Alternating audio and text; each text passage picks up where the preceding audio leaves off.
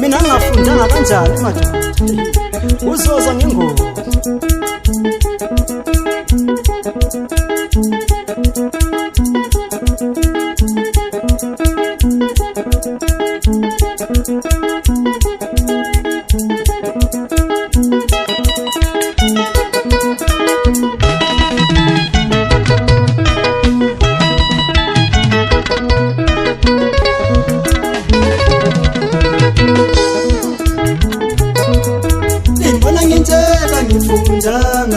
Limbona nginteka ngifundanga mina ngandesifiso sokufunda ngandesifiso sokufunda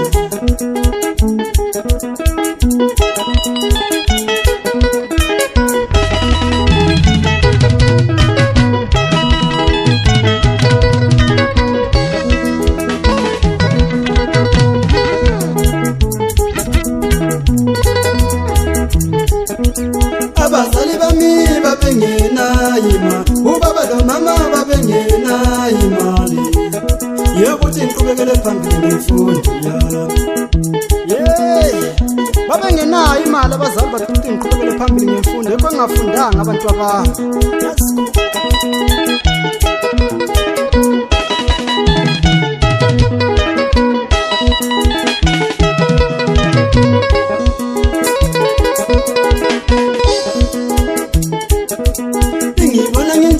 ngifundanga mina ngandesifiso sokufunda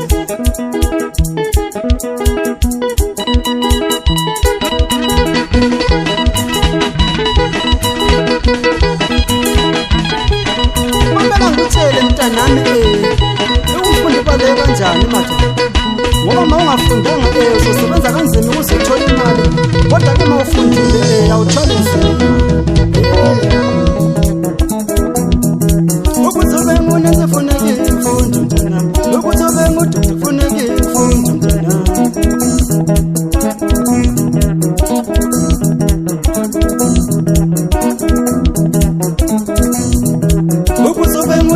kufuneka imfundo mntanami, ukuze ube ngudokotela kufuneka imfundo mntanami.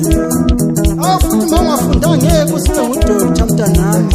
Upresident enjalo wadlula esikoleni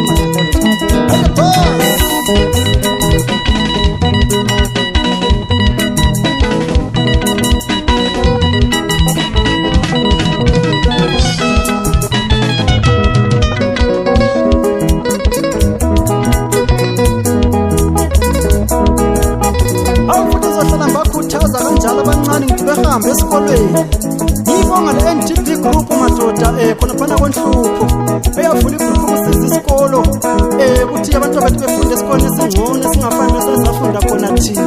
Ngithi qhubekani phambili senza njalo bafethu labangabhaqi belise ya